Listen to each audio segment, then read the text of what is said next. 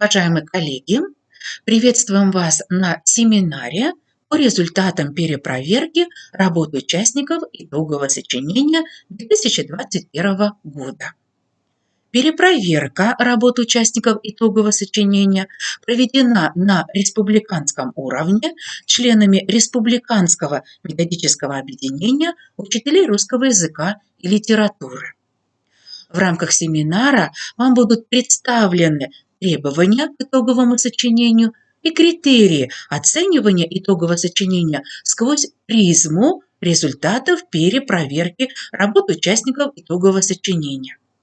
Уважаемые коллеги, в первую очередь обратим внимание на то, что нормативные документы и методические рекомендации, которые регламентируют требования к итоговому сочинению и критерии оценивания итогового сочинения, размещены на сайте Федерального института педагогических измерений. Уважаемые коллеги, во вкладке «Итоговое сочинение» мы найдем не только формулировки тематических направлений этого вида работы, но и методические документы, рекомендованные при организации и проведении итогового сочинения Рособрнадзора. Уважаемые коллеги, эти методические рекомендации по организации и проведению итогового сочинения важны не только для членов администрации школы, образовательной организации. Конечно, их должны изучать не только педагоги-организаторы, которых привлекают к подготовке и к проведению итогового сочинения изложения. В первую очередь эти методические рекомендации должны очень тщательно изучать те учителя, которые входят в комиссию по проверке работы участников итогового сочинения на уровне образовательной организации. До того, как эти методические рекомендации, а соответственно требования к итоговому сочинению и критерии проверки итогового сочинения изучат члены комиссии, до этого с этими требованиями, с этими критериями должны поработать все члены методического объединения или кафедры учителей русского языка и литературы. Конечно, эти методические рекомендации актуальны и для других учителей-предметников. Мы с вами понимаем, что итоговое сочинение носит надпредметный характер. Поэтому те требования, которые предъявляются к объему развернутого ответа, к самостоятельности его написания, те критерии, которые используются для того, чтобы проверить соответствие развернутого ответа теме, выбранной учеником, наличие и соответствие нормативным требованиям аргумента, который приведен учеником, другие критерии, которые позволяют проверить логику развернутого ответа, построение этого развернутого ответа, которые позволяют проверить качество письменной речи ученика. Все эти критерии и эти требования актуальны и для других учителей-предметников. Конечно, они будут актуальны в первую очередь для учителей истории обществознания, но не только в ходе подготовки к основному государственному экзамену или к единому государственному экзамену. Уважаемые коллеги, эти требования к итоговому сочинению и критерии оценивания итогового сочинения нужно соотнести с практикой оценивания развернутых ответов в образовательной организации, обсудить и с учителями химии, биологии, географии и других предметов, чтобы вот те критерии, которые используются на уровне образовательной организации по отношению к развернутым ответам учащихся, были едиными. Это не означает, что все будут применять требования к итоговому сочинению и критерии оценивания итогового сочинения. Речь идет вообще о контрольно-оценочной деятельности учителя в образовательной организации, чтобы учителя-предметники, преподающие на одном уровне образования, допустим, на уровне среднего общего образования, с одними и теми же принципами проверки подходили к оцениванию развернутых ответов учащихся. И таким образом, уважаемые коллеги, мы с вами будем добиваться объективности в оценивании результатов наших учеников. Итак, коллеги, ежегодно методические документы, которые сейчас представлены на слайде, обновляются в октябре, и эти методические документы, как правило, рассылаются по образовательным организациям, либо управлениями образования, либо методическими кабинетами или методическими службами, методическими центрами или методистами. В любом случае, если такая рассылка, например, в образовательной организации не получена, то администраторам образовательных организаций, руководящим работникам, заместителям директора, которые курируют вот как раз деятельность учителей русского языка и литературы, необходимо обращаться к этим методическим документам, обновленным ежегодно. Уважаемые коллеги, эти же документы представлены на официальном сайте Федеральной службы по надзору в сфере образования и науки. Уважаемые коллеги, эти методические рекомендации актуальны не только с точки зрения того, что в них перечислены требования к итоговому сочинению и критерии оценивания итогового сочинения, но и с точки зрения того, что ежегодно на основе результатов проверок работ участников итогового сочинения и перепроверок работ участников итогового сочинения в эти методические документы вносятся новые примеры, на основе которых рассмотрены подходы к оцениванию итогового сочинения. Вот как раз эти практические примеры будут актуальны не только для учителей русского языка и литературы, но и для учащихся. Но при этом, если учитель использует эти методические рекомендации в работе с учащимися, то, разумеется, он должен обязательно давать комментарии к этим примерам. Уважаемые коллеги, мы теперь обратимся к основным требованиям к итоговому сочинению и критериям оценивания итогового сочинения, которые должны быть выполнены, учтены учащимися для того, чтобы получить зачет за всю работу. Уважаемые коллеги, в ходе перепроверки работ участников итогового сочинения на республиканском уровне 2021-2022 учебного года не были выявлены работы, в которых бы эксперты нашли несоответствие объема итогового сочинения первому требованию. Мы с вами знаем, что рекомендуемый объем итогового сочинения 350 слов. Но при этом для того, чтобы получить зачет по первому требованию, учащимся достаточно написать сочинение объемом от 250 слов.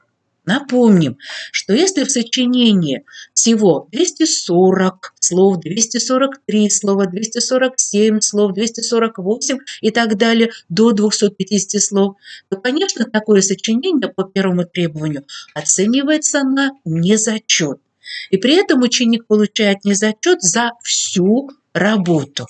Уважаемые коллеги, обратим обязательно внимание на то, что при этом к подсчету слов применяются те же принципиальные подходы, которые используются экспертами в республиканских предметных комиссиях во время проверки работы участников основного государственного экзамена по русскому языку и единого государственного экзамена по русскому языку.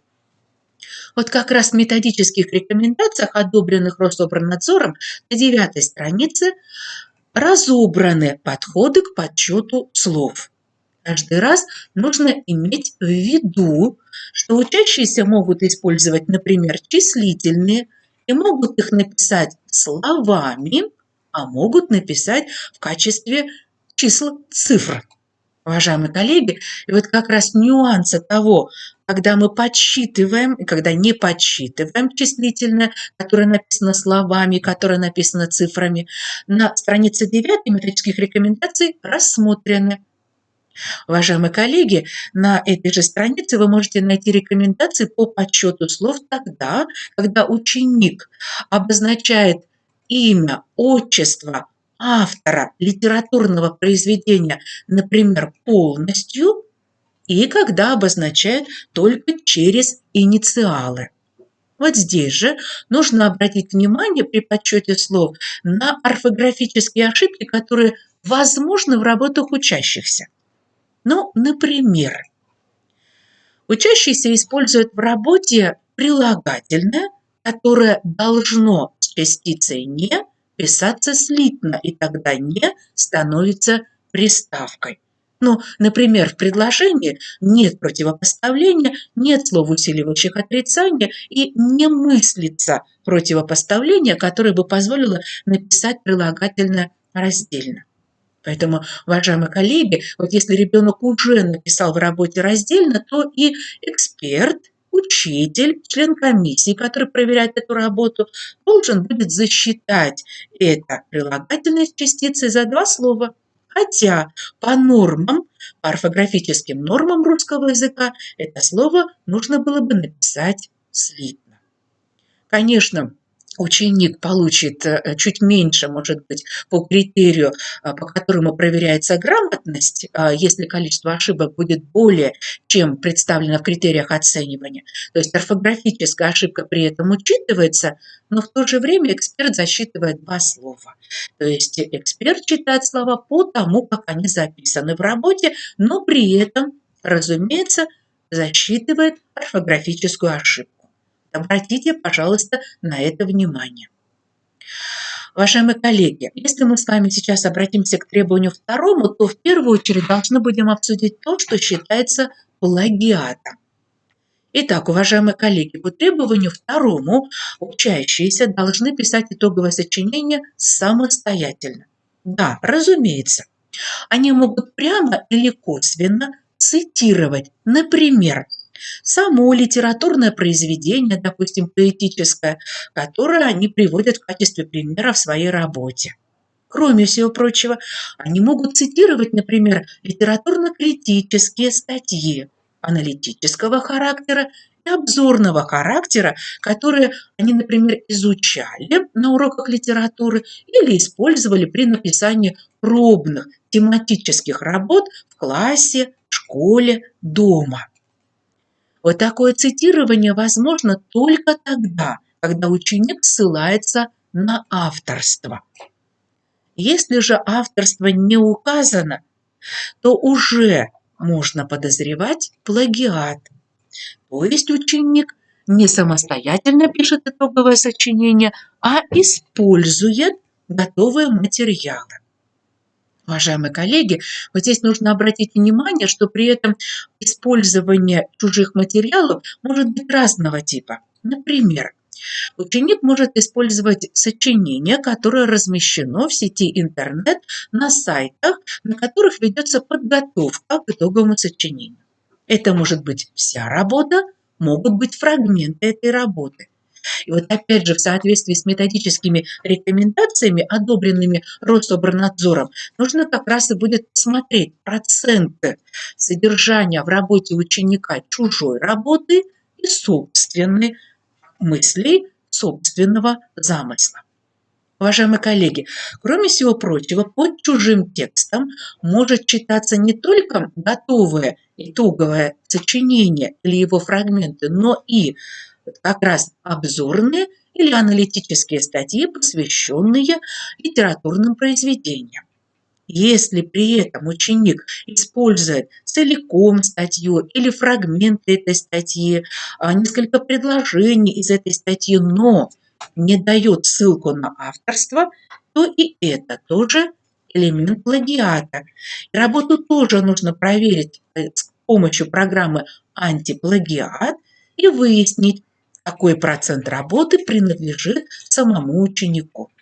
Коллеги, очень важный нюанс, который у нас освещен в критериях оценивания итогового сочинения. Коллеги, не допускается воспроизведение чужого текста, в том числе работы другого участника итогового сочинения. Другой участник итогового сочинения – это ученик, который находится в этой же аудитории. Как правило, те члены комиссии, которые проверяют итоговое сочинение, имеют возможность, несмотря на то, что каждый эксперт проверяет один раз одну работу, но тем не менее имеют возможность обсудить работы и выяснить этот нюанс. Не было ли плагиата, не было ли воспроизведения чужого текста внутри аудитории.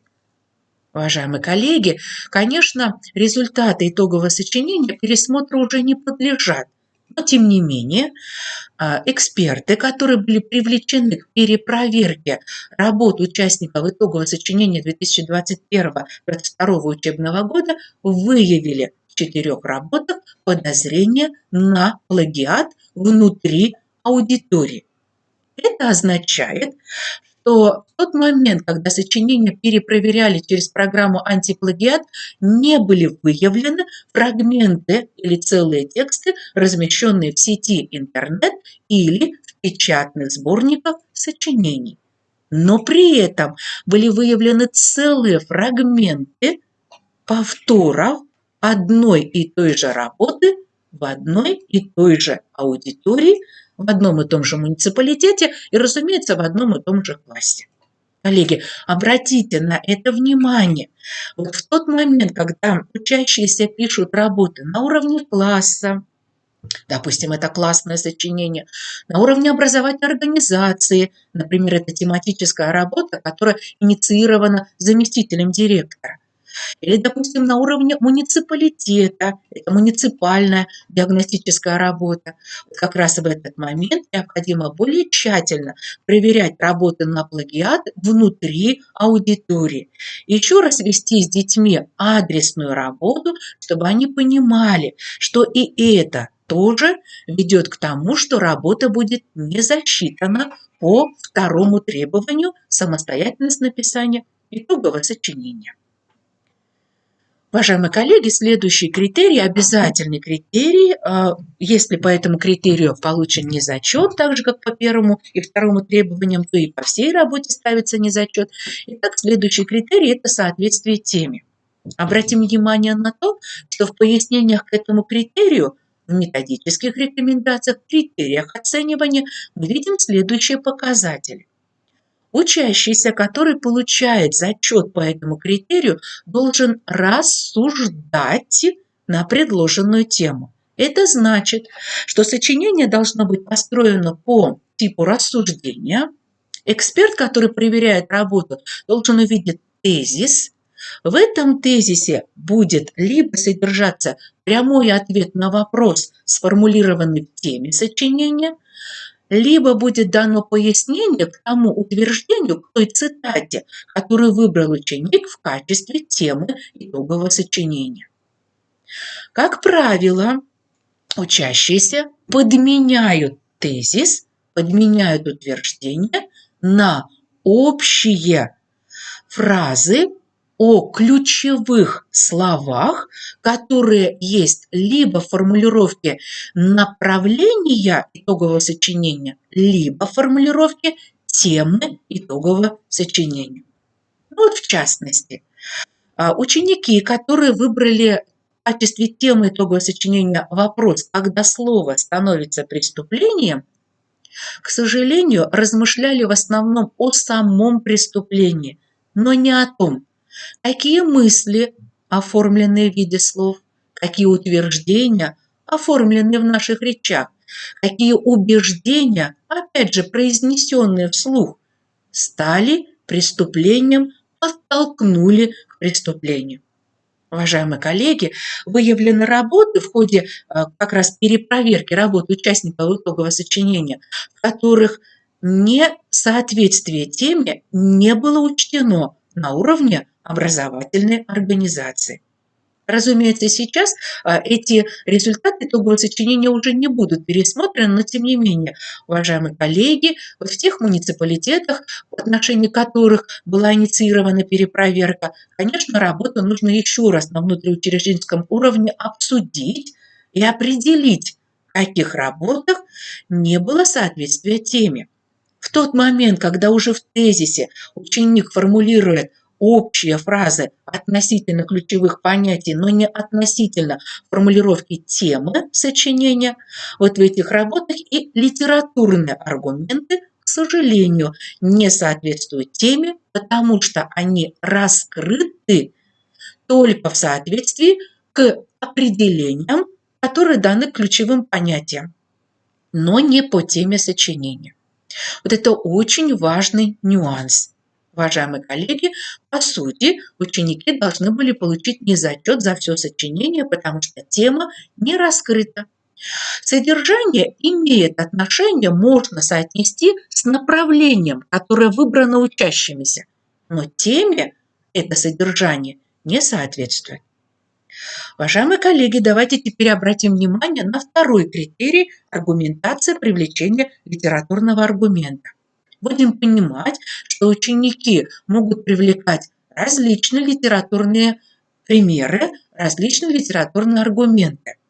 При этом это не всегда и не обязательно художественное и только художественное произведение. Нет, это могут быть исторические произведения, краеведческие произведения, это могут быть аннотации и сценарии к спектаклям, допустим, это могут быть научные произведения, это разного рода жанра литературные произведения. Уважаемые коллеги, посмотрите, пожалуйста, очень внимательно на те работы, которые сейчас есть возможность на уровне образовательной организации еще раз пересмотреть. Уважаемые, в нескольких работах были выявлены литературные примеры, в которых невозможно идентифицировать произведение. Назван автор современный, назван герой. Произведение не названо.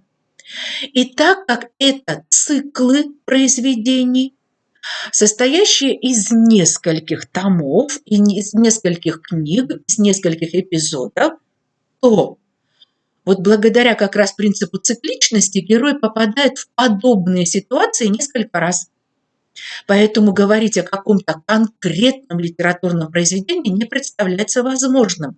Есть подозрение на то, что ученики, может быть, писали работу, например, по сериалу, снятому по этому произведению. Поэтому, коллеги, обратите, пожалуйста, внимание на то, что тот литературный пример, который ученик использует, он должен быть адекватно назван. Вот что это за литературное произведение, кто автор. Если это современное произведение, конечно, нужно очень четко смотреть еще с точки зрения того, в каком именно эпизоде этот герой действует, потому что современные произведения, которые читают дети, бывают многоэпизодичными, то есть много эпизодов. Уважаемые коллеги, кроме всего прочего, нужно обратить внимание на то, насколько грамотно ребята используют примеры из литературного произведения тогда, когда обращаются к фабуле и к сюжету. Вот тогда, когда сюжет, замысел автора искажены до неузнаваемости, разумеется, ученик по второму критерию тоже получает незачет. Итак, коллеги, требование первое, требование второе, критерий первый, критерий второй основные. Если хотя бы по одному требованию или хотя бы по одному критерию ученики получают незачет, то и за всю работу, за все итоговое сочинение они тоже получают незачет. Уважаемые коллеги, обратимся как раз к следующим критериям. И мы с вами понимаем, что для того, чтобы получить зачет за все сочинение, ученику необходимо получить зачет хотя бы по одному из еще критериев. Но вот как раз дело в том, что те работы, которые были предложены членами экспертной республиканской комиссии на перепроверку, по всем требованиям и по всем критериям содержали зачет. Вот теперь давайте посмотрим на эти критерии, опять же, сквозь призму перепроверки работы участников итогового сочинения. Итак, критерий третий позволяет оценить работу с точки зрения того, насколько ученик соблюдает логику своего рассуждения и композиционно выстраивает свою работу. Коллеги, этот критерий предполагает, что эксперт должен найти в работе выпускника тезисно-доказательную часть. И вот как раз тезис-то у нас может содержаться в первой части сочинения, но он может быть уточнен и в выводе сочинения. А вот доказательная часть у нас напрямую связана с литературными аргументами. Поэтому, коллеги, обратите внимание на те типичные ошибки, которые были выявлены во время перепроверки. Итак, вместо тезиса определения понятия или ключевых слов из формулировки либо темы сочинения, но при перепроверке выявлены только работы, в которых даны определения понятиям из тематического направления. Ученик существенно расширил тему. В основной части одна из типичных ошибок – это сжатый пересказ. Уважаемые коллеги, конечно, в рамках итогового сочинения и такие примеры тоже засчитываются, но при этом и к этим примерам ученик тоже должен выразить свое отношение, свою интерпретацию, то есть пояснить, каким образом тема сочинения, выбранная им, отражается в литературном примере, который им подобран. И, наконец, еще одна типичная ошибка. Вместо вывода приводится некая благодарность за возможность поразмышлять о предложенной теме. Мы понимаем с вами, что это клише неуместно ни на итоговом сочинении, ни на ОГЭ по русскому языку, ни на едином государственном экзамене по русскому языку. Коллеги, ну вот и посмотрите, пожалуйста, конечно, в нескольких работах тоже эксперты, которые были привлечены к перепроверке, делали замечания по поводу того, что тезисно-доказательной части, собственно говоря, нет. Есть отдельно определение понятия, есть отдельно пересказ сюжета, и есть отдельно некая благодарность. Но тезисно-доказательной части нет, тема не раскрыта. Поэтому, коллеги, обратите внимание, пожалуйста, на то, как этот критерий соотносится с другими критериями. Коллеги, обратимся к критерию четвертому – качество письменной речи. А мы с вами понимаем, что по этому критерию у нас нет подсчета, то есть мы не подсчитываем количество допущенных речевых ошибок, мы смотрим только на то, чтобы это качество речи, то есть разнообразие лексики, разнообразие грамматических конструкций позволило ученику выразить свой коммуникативный замысел, построить рассуждение.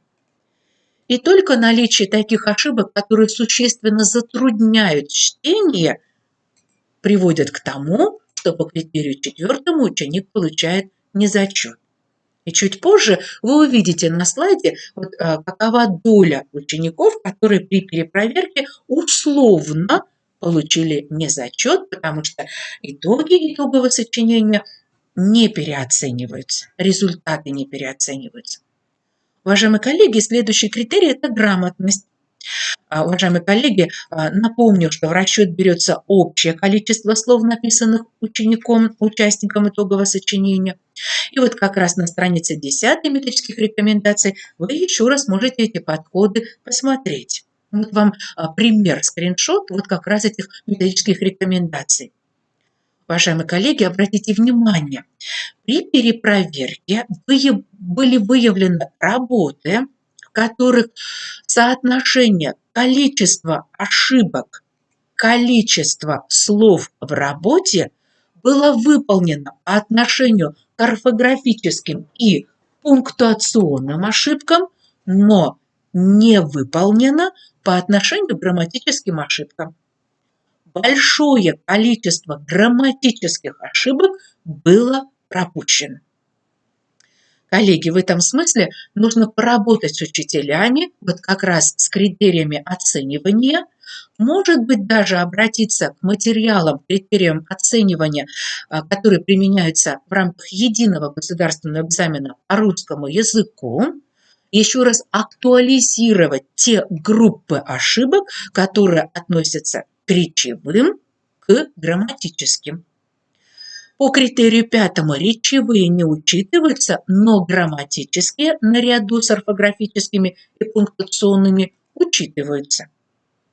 Так вот, количество грамматических ошибок в части работ было гораздо больше, чем допускается нормами проверки. Коллеги, важно при проверке по критериям пятому учитывать не грубые, однотипные, повторяющиеся ошибки.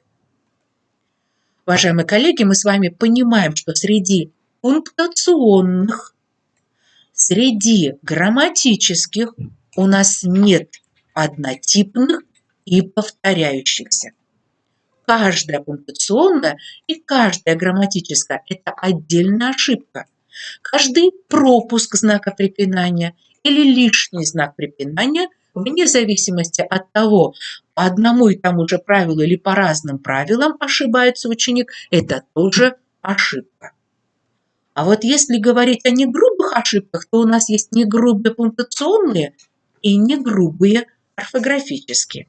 И вот каждый раз нужно иметь их в виду и держать под руками методические рекомендации, чтобы соотносить ошибку, которую вы нашли в работе, и, соответственно, комментарий. Уважаемые коллеги, и вот возвращаясь к ошибкам, мы с вами понимаем, что среди орфографических есть как раз однотипные и повторяющиеся.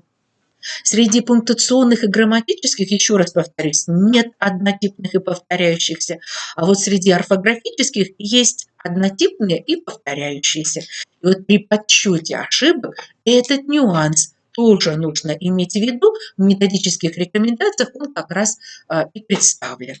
Коллеги, в ходе перепроверки работы участников итогового сочинения 21-22 учебного года, работы, в которых вот как раз по орфографическим и пунктуационным ошибкам были бы замечания, у экспертов не выявлены. Выявлены работы, в которых есть замечания по подсчету грамматических ошибок. А вот теперь, уважаемые коллеги, давайте рассмотрим общие итоги перепроверки работы участников итогового сочинения.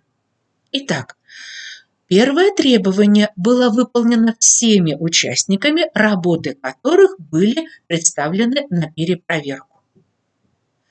Подозрение на плагиат выявлено в 8% работ. Коллеги, это очень большой показатель. И в основном это работы, вот как раз в которых был обнаружен плагиат, подозрение на плагиат внутри аудитории. Прошу обратить на это внимание и учитывать при перекрестных проверках на уровне образовательной организации тогда, когда дети пишут тематические пробные работы. Коллеги, в 4% работ были выявлены нарушения с точки зрения раскрытия темы, то есть тема в работах не раскрыта. В 4% работ были выявлены нарушения с точки зрения привлечения литературного материала, и это уже другие работы. Это не те работы, которые представлены по требованию второму и критерию первому. Это другие работы. Вот в этих работах, в 4% работ, вот как раз литературный материал был привлечен некорректно.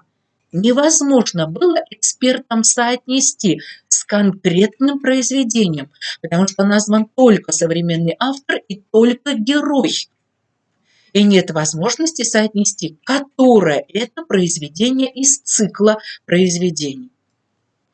Уважаемые коллеги, посмотрите, пожалуйста, какой большой процент учащихся, которые допустили нарушение в тезисно-доказательной части. То есть тезисно-доказательная часть, собственно говоря, рассуждения в работе отсутствует. Это 17% работ. Коллеги, обратите внимание на то, что в 36% работ эксперты предложили по-другому проверить работы по критерию четвертому, потому что качество письменной речи низкое. То есть эти дети по критериям К6, К10 на экзамене по русскому языку, на едином государственном экзамене по русскому языку, скорее всего, что получат низкие баллы. И тогда школу могут обвинить в необъективности проверки итогового сочинения. Коллеги, соотносите, пожалуйста, просите комментарии от учителей, которые не участвуют в проверке, но, например, работают в этом году в этом классе, с точки зрения того, а готовы ли дети, получат ли дети баллы по критериям К6, К10, то есть готовы ли они к экзамену по русскому языку.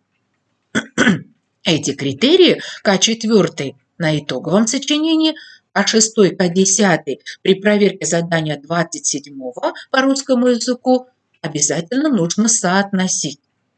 Это не означает, что ученикам, которые получают 0, 1 балл по К6, по К10, тоже нужно ставить незачет. Нет, нужно смотреть по конкретной работе. Но во время написания пробных тематических работ обязательно нужно учитывать соотношение этих критериев. Точно так же, как нужно учитывать соотношение по критерию 5-му грамотность и критериям К7, К8, К9, которые применяются при проверке работы участников единого государственного экзамена. Обратите внимание, вот как раз за счет того, что были в работах пропущены грамматические ошибки, эксперты, которые принимали участие в перепроверке, рекомендуют пересмотреть эти работы, учитывать эти грамматические ошибки, потому что количество грамматических ошибок в 15% работ было более, чем, например, разрешено нормами проверки итогового сочинения. Итак, коллеги, обратите внимание на эти итоги, посмотрите на те итоги, соотнесите с теми итогами, которые есть у вас в образовательной организации, и вот как раз наметьте для себя те зоны работы и те зоны риска, которые есть в подготовке к итоговому сочинению уже теперь у учащихся 10 классов. Коллеги, давайте мы с вами теперь рассмотрим риски при организации и проведении проверки итогового сочинения с точки зрения соблюдения объективности. Итак, с чем же связаны эти риски? Прежде всего, конечно, с недостаточным уровнем профессиональных навыков педагогических работников, которые включены в комиссию по проверке. Коллеги, да, это комиссия по проверке. Это не те учителя, ну, если, конечно, в образовательной организации это один учитель, то это может быть и тот учитель, который преподает, но чаще всего это не те учителя, которые ведут уроки. Но, тем не менее, перед проверкой и с этими учителями, которые включены в комиссию по проверке, нужно тщательно проанализировать формулировки тематических направлений и темы итогового сочинения. Нужно прогнозировать примерное содержание, чтобы учителя понимали, к какому содержанию сейчас нужно будет отнестись очень и очень объективно с точки зрения применения требований проверки и критериев оценивания. Коллеги, разумеется, на внутриучрежденческом уровне перед проверкой нужно провести несколько инструктажей и семинаров, практикумов, на которых будут обсуждены требования к итоговому сочинению и критерии проверки, а также будут рассмотрены конкретные примеры работ учащихся. Согласование принципов проверки должно пройти до начала проверки. Вот здесь есть риск. Если не согласовать принципы проверки, то есть риск, учитель будет проверять работы учеников по соотношению с теми работами, которые он, допустим, видит в своем классе. И будет идти сравнение учеников. А на самом деле мы не сравниваем работы учеников, мы проверяем по требованиям и по критериям.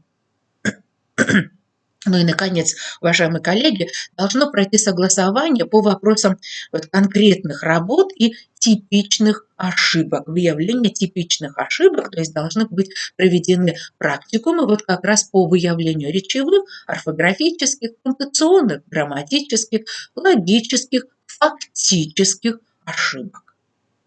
Итак, уважаемые коллеги, для того, чтобы достичь объективности проверки итогового сочинения, нужно провести тщательную подготовку с учителями, включенными в комиссию по проверке. Уважаемые коллеги, какие управленческие решения могут быть приняты на уровне образовательной организации в отношении педагогических коллективов, в отношении конкретных педагогов? Коллеги, Конечно, нужно в ходе собеседований с учителями, в ходе наблюдения за практикой их работы определить, понимают ли они цели проведения итогового сочинения. Не путают ли они цель проведения итогового сочинения, например, с проведением государственной итоговой аттестации?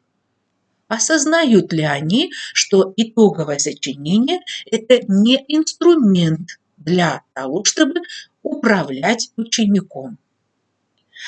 Уважаемые коллеги, конечно, нужно выявлять профессиональные дефициты и запросы учителей, в том числе и по вопросам требований к уровню подготовки учащихся. Правильно ли, в том же ли ключе сформулировал учитель требования к уровню подготовки учащихся, которые нацелены на написание итогового сочинения? Уважаемые коллеги, конечно, дефициты и запросы учителей могут быть и в области принципов и критериев оценивания. Ну и, наконец, уважаемые коллеги, дефициты и запросы могут быть как раз в области опыта применения критериального подхода.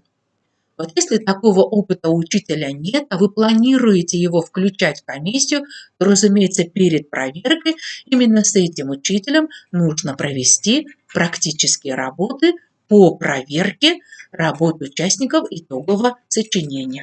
Это вот как раз и могут быть тематические работы, проведенные на уровне класса или на уровне образовательной организации. Коллеги, если мы говорим о развитии профессиональных компетенций, то мы можем предложить следующие формы работы. На уровне образовательной организации еще до того, как ученики будут писать итоговое сочинение, еще в тот момент, когда учащиеся пишут тематические работы, конечно, важно проводить парные и перекрестные проверки. Парная работа предполагает, что учитель, который имеет еще мало опыта применения критериального подхода, работает вместе с учителем-стажистом. Они вместе проверяют работы. Перекрестная проверка предполагает, что учитель сам проверяет работы, итоговые сочинения, тематические работы своих учащихся и отдает на перепроверку либо другому учителю, либо комиссии, прошу прощения, либо заместителю директора.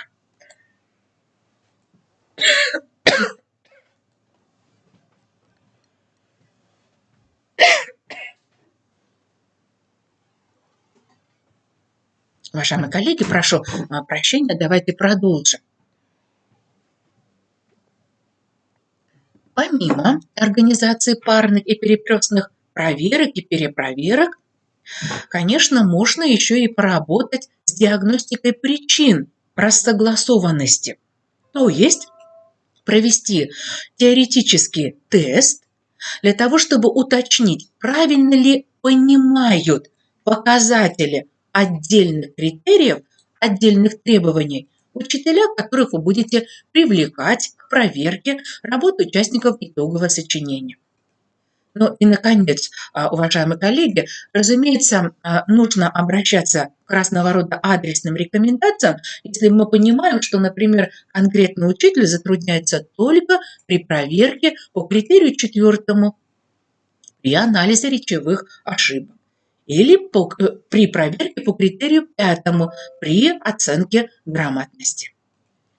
Уважаемые коллеги, кроме всего прочего, работу с педагогическим коллективом нужно вести и в ключе планирования подготовки учащихся. Вот давайте посмотрим, какие управленческие решения можно принять с точки зрения контроля организации работы с учащимися. Итак, уважаемые коллеги, на уровне образовательной организации заместитель директора, руководящие работники, конечно, должны контролировать то, насколько у учащихся сформирован опыт написания развернутых монологических высказываний, рассуждений. Это означает, что контролировать нужно работу не только учителя русского языка и литературы, родного языка и родной литературы. Но на уровне основного общего образования, на уровне среднего общего образования необходимо анализировать и контролировать работу и других учителей и предметников, чтобы посмотреть то, насколько на их уроках, в рамках их контрольно-оценочной деятельности учащиеся составляют развернутые монологические высказывания, рассуждения. Уважаемые коллеги, кроме всего прочего, конечно, важно в рамках внутренней системы оценки качества образования проводить тематические диагностики, написание развернутых ответов, рассуждений по вопросу, по цитате, по теме. Опять же, эти работы не только в отношении учителей русского языка и литературы актуальны.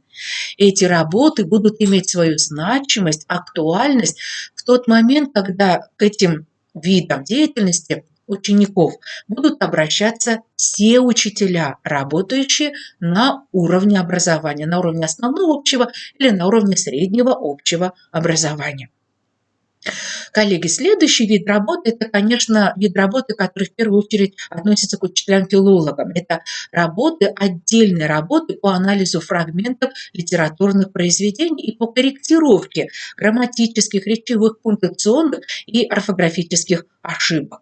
Уважаемые, вот эти практикумы, конечно, характерны больше для уроков литературы и уроков русского языка. И тем не менее, учитель, который является, например, наставником молодого учителя, руководитель ШМО или кафедры, предметной кафедры или проблемной группы, заместитель директора, так или иначе, но тоже должен контролировать, проводятся ли такого вида работы, чтобы успешно подготовить учащихся к написанию итогового сочинения.